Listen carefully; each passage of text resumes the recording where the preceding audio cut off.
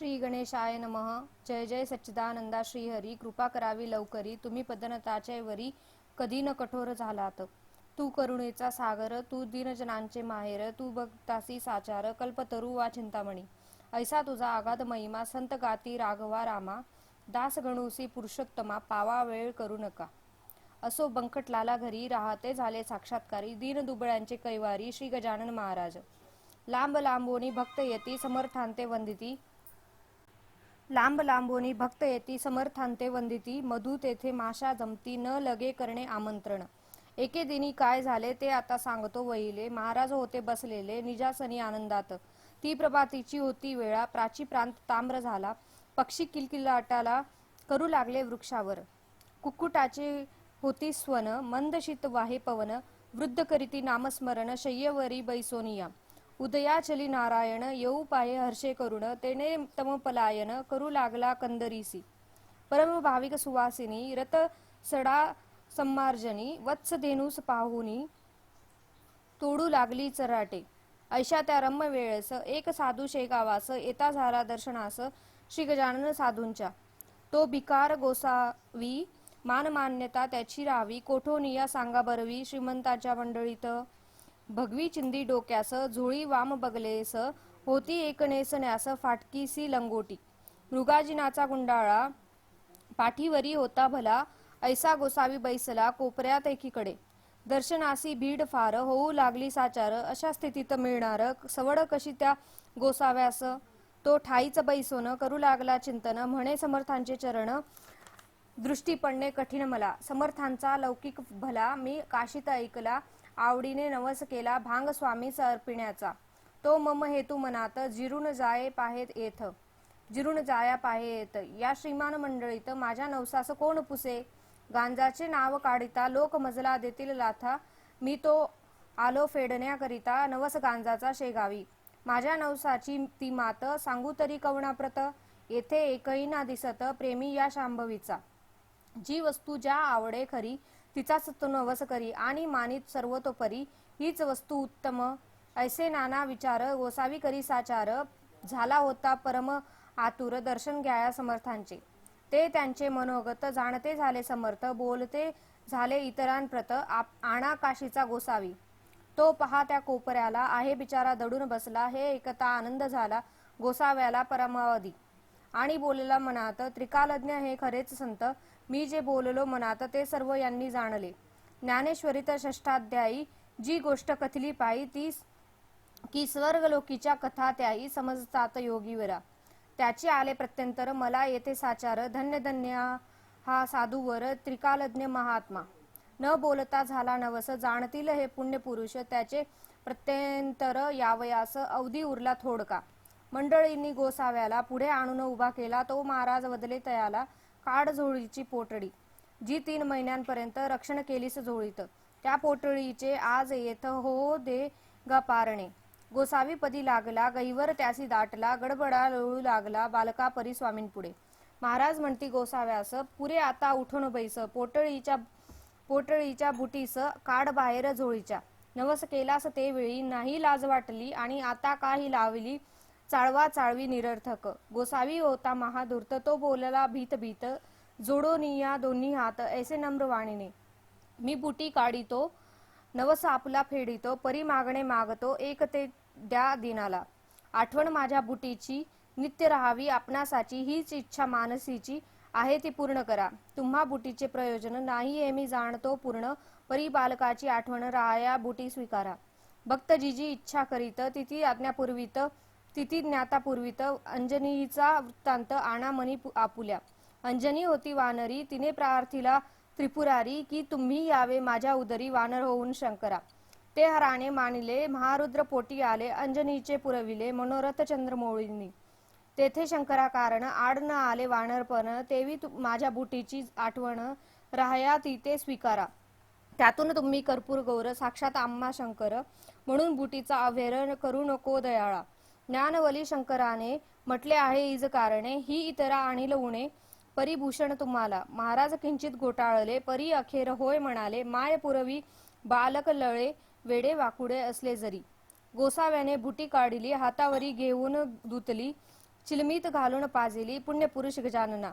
ऐसा बुटीचा वृत्तांत कथिलासे कारणासहित तो आणून ध्यानात विचार करणे प्रत्येकी. काही दिवस राहून गेला असावी निघून आपणा धन्य मानून रामेश्वरा कारणे.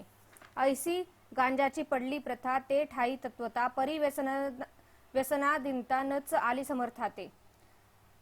पद्मपत्राचिये परी ते अलिप्त होते निर्धारी. नये कोणास त्याची सरी खरेच अति थोरते.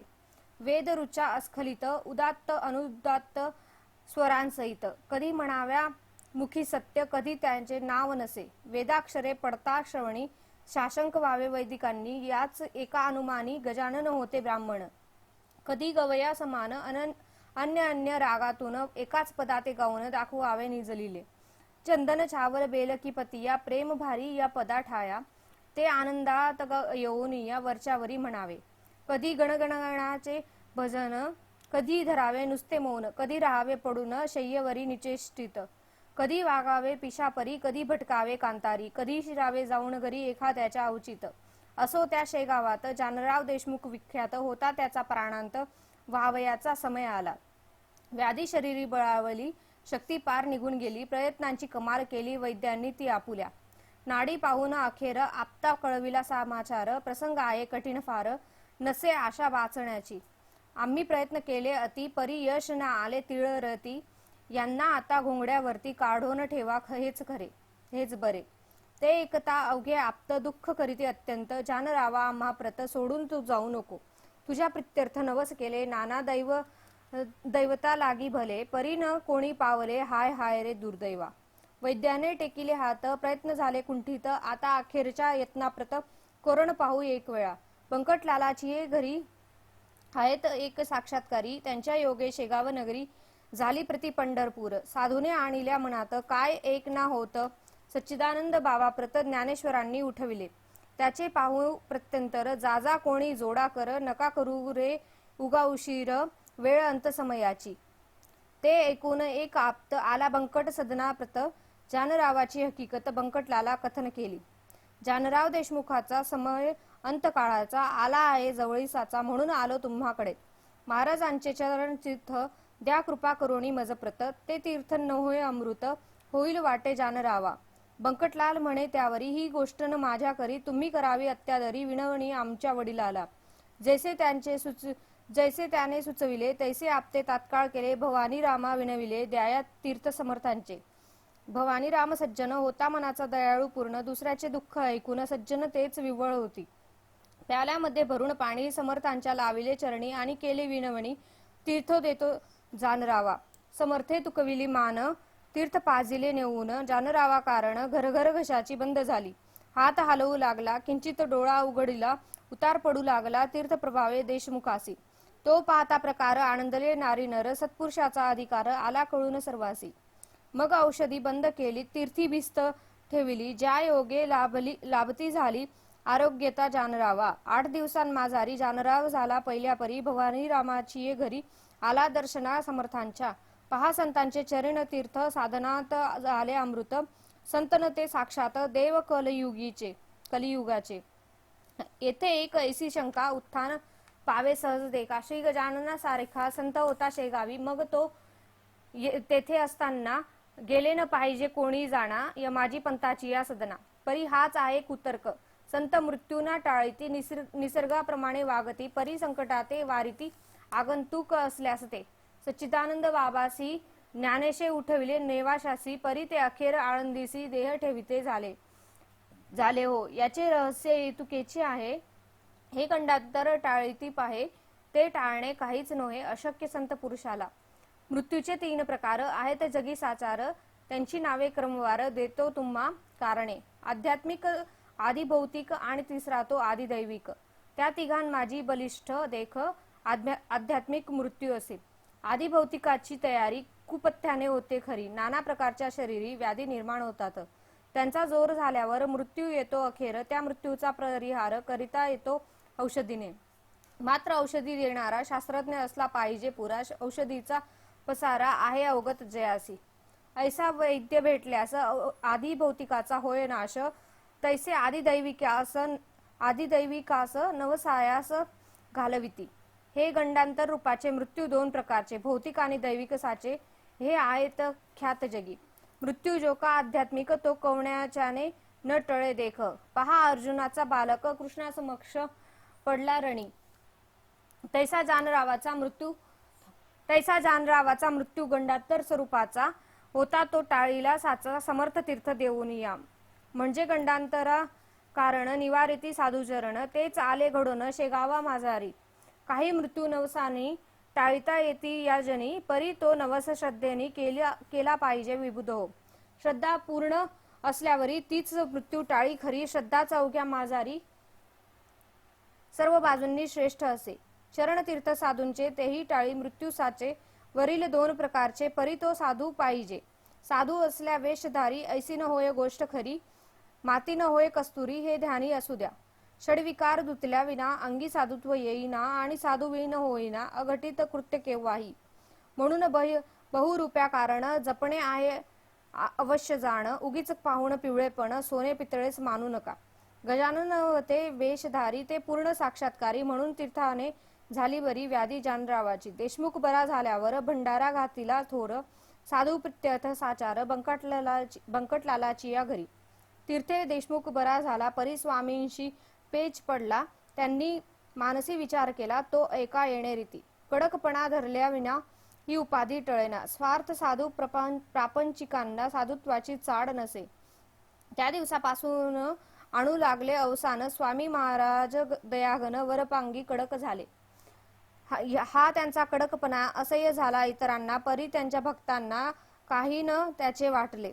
जेवी नरसिंह अवतार इतरांसी वाटला क्रूर, परी कयाधूचा कुमार मुळीन भ्याला त्या रूपा. वाघीण इतरा भयंकर, परी तिचे जे का असेल पोर, ते तिच्याच अंगावर निर्भयपणे क्रीडा करी. असो, आता गोष्ट दुसरी सांगतो मी तुम्हा खरी. कस्तुरीच्या शेजारी बसल्या मोती मोल पावे. चंदनाचा शेजार असला थोडा बहुत इवर, वासित होतो साचार, हा न्याय निसर्गाचा. वासित इवर झालेला चंदन मानेल आपणाला, तरी त्याच्या फजितीला पारावार न राही. पुढे, जेथे ऊस निपजतो तेथेच निवडुंग उगवतो. जेथे मोगरा वाढतो तेथेच येतो पिंगुळू. जेथे साधू सज्जन तेथेच मैंद निर्माण. हिरे गारा एकवटून खाणी माझी राहती. स्थान एक म्हणून किंमत नाही समान. तेज हिऱ्याचे हिऱ्या लागून भूषवीन गारेला. गार ती गारच राही, पायाखाली तुडविली जाई. ऐसी स्थिती कधी न येई अमौलिक हिऱ्याला. श्री गजाननाचे सानिध्य ऐसाच होता एक मैंद्य. संत सेवा हाच मद अंगी ज्याच्या भरला असे, तो सेवा करी वरी वरी. भाव निराळा अंतरी, मिठाई पेढे सावरी समर्थांच्या नावांवर. भक्तगणास ऐसे म्हणे, मी समर्थ कृपेचे पोसणे. प्रत्येक काम माझ्या विणे होत नाही ये ठाया. मी कल्याण समर्थांचा अत्यंत आहे आवडीचा. कधी न खाली जावयाचा शब्द माझा त्यांच्या पुढे. चिलीम त्यांची मीच बरी. खाण्यापिण्याची तयारी निजांगे मीच करी. अत्यंत मी आवडीचा. ऐसे लोकांस सांगत असे, आपला सवरात करीत असे. त्या अधमाचे नाव असे, माळी विठोबा घाटोळ. महाराज स्वयमेव शंकर, हा बनला नंदिकेश्वर. हमेशा करी गुरुगुर आल्या गेल्या भक्तांवरी. ते अंतर्ज्ञानांनी जाणिले सर्व समर्थांनी. कौतुक केले एके दिनी, ते ऐका विबुध हो. परस्त काही मंडळी शेगावी दर्शना आली. तो मूर्ती होती निजलेली समर्थांची शय्येवर. हिया कुणाचा होईना जागे करण्या समर्थांना.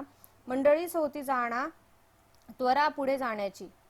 ते कुजबुजू करू लागले. विठोबाला विनवते झाले, विठोबा आम्हा पाहिजे गेले येथून आत्ताच परगावा. काम निकडीचे आहे फार, कैसा करावा विचार. महाराज तो शय्येवर अस्ति निद्रिस्त झाले. त्यांचे दर्शन घेतल्या विना आमचा पाय निघेना. हे अवघड काम होईना तुझ्या वाचून ये ठाई. तू समर्थांच्या शिष्यात मुख्य धोरणी महाधूर्त. तुला आम्ही जोडितो हात, एवढे काम करावे. ऐसा त्या श्रुतीने विठोबा फुगून गेला मनी. त्याने जाणून तत्क्षणी महाराजांशी उठविले. मंडळींचे काम झाले, परिसंकट ओढवले. घाटोळ विठोबावरी भले. कर्म जैसे तैसे फल. समर्थांच्या हाती काठी एक होती भली मोठी. तीच त्यांनी घातली पाठी त्या विठोबा माळ्याच्या. म्हणती बेटा माजून गेला, आपुली स्थिती विसरला. या लुच्च्याने आरंभीला उघड उघड व्यापार की. मला लावितो उपाधी, घंटे आणून बांधितो मठी. घुमारे घाली कधी कधी, ऐसा अति नीच हा. त्या घुमाऱ्याचे बक्षीस घे मी देतो तुला खास. तुझवरी केल्या कृपेस होईन प्रभूचा अपराधी. सोमला साखर मानू नये, विषाजवळ करू नये, तस्करासी लेखू नये, निजकंठीचा ताईत. ऐसा रीती ठोकला छड्याखाली घोटाळ्याला, विठोबा तो पळाला, पुन्हा न आला मागुती. खरे जे का असती संत, ते ऐसेच करीतात, ढोंगी मात्र जातात अशाची या करांमध्ये. म्हणजे अधिकारा वाचून ढोंगी बैसती होऊन संत, नादी लावण्या जन ऐसे प्रकार कितीतरी. मतलबी त्यांना साथ देती, उदो उदो त्यांचा करीती, भल भल ते सांगताती साक्षात्कार ढोंग्यांचे. तेणे दोघांचे काम होई, अपार पैसा मिळवल्या जाई, परी ही प्रथा बरी नाही, समाज जाईल रसातळा. खरे जे का असती संत, ईश्वराचे निस्सिम भक्त, त्यांना ना मुळी आवडत सानिध्य त्या षंडांचे. पतिव्रतेसी शेजार, कसबणीचा का पटणार, सोन्याप्रती अलंकार, काय शोभती कथलाचे. संत शठाते राखीती, परीन त्याला महत्व देती, ती जगातील एक व्यक्ती कृतकर्म भोगण्या आली असे. ऐसे मानसी समजून त्याविषयी धरती मौन, जेवी निवडुंगा लागून स्थानभूमी देते हो. मोगरा, निवडुंगा आणि शेर ही जमिनीची लेकर. परी किमतीचा प्रकार निरनिराळा तो तिघांचा. मोगऱ्याचे संरक्षण करीती निवडुंगाचे दहन, चिलटांसाठी बांधून शेर ठेविती दारावरी. तेवी संत भूमीवरी रक्षण अवघ्यांची करीती जरी, किमती माझी ठेविती परी, गुणाप्रमाणे भेद पहा. नशीब गो विठोबा घोटाळाचे, अति खडतर होते साचे, पाय लाभून साधूचे दैव दूर झाले की. जरी तो ना ढोंग करिता, तरी योग्यते प्रति चढता, संतांची ती योग्यता त्याने मुळी न जाणिली. कल्पवृक्षाच्या तळवटी बसून इच्छली गारगोटी, वा मागितली करवंटी कामधेनू पासून. ऐसे न कोणी करावे, संतापासी राहून बरवे, तेथे विचारा ठेवावे अहर्निशी जागृत. हा दासगणू विरचित श्री गजानन विजय ग्रंथ, तारक हो भवाब्धित अवघ्या भाविकां कारणे.